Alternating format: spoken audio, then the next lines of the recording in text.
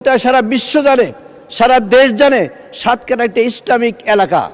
সাতক্ষীরা ৪ আসনের সংসদ সদস্য এবং বাংলাদেশ জামাতে ইসলামীর নেতা গাজী নজরুল ইসলামকে নিয়ে একটি ভিডিও সামাজিক যোগাযোগ মাধ্যমে ছড়িয়ে পড়ায় শুরু হয়েছে তোলপাড়।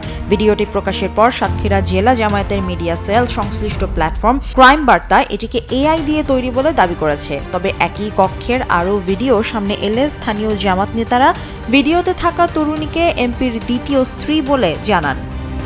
সোমবার রাত থেকে ফেসবুক সহ বিভিন্ন সামাজিক যোগাযোগ মাধ্যমে ছড়িয়ে পড়া ভিডিও এবং সিসিটিভি ফুটেজে গাজী নজরুল ইসলামকে একটি তরুণীর সঙ্গে একই কক্ষে কখনো মোবাইল ফোনে কথা বলা অবস্থায় অথবা কখনো ঘনিষ্ঠ অবস্থায় দেখা যায়। ভিডিওটি ভাইরাল হওয়ার পর ক্রাইম বার্তা একাধিক পোস্টে এটিকে ভুয়া এবং এআই প্রযুক্তিতে তৈরি বলে দাবি করা হলেও তথ্য যাচাইকারী প্রতিষ্ঠান রিমোর স্ক্যানার বলছে ভিডিওটি আসল। এ বিষয়ে বক্তব্য জানতে গাজী নজরুল ইসলামের সঙ্গে একাধিকবার যোগাযোগের চেষ্টা করা হলেও তার কোনো ধরনের প্রতিক্রিয়া পাওয়া যায়নি। ভিডিওতে থাকা তরুণীকে নিজের দ্বিতীয় স্ত্রী বললেও তার বায়োডাটা মোতাবেক তিনি অবিবাহিত এবং 2026 সালে বিজ্ঞান বিভাগ থেকে এসএসসি পরীক্ষায় অংশ নিয়েছেন। এ নিয়ে জামাতে ইসলামের পক্ষ থেকে এখনও কোনো আনুষ্ঠানিক বিবৃতি পাওয়া যায়নি। News desk, Daily Sun.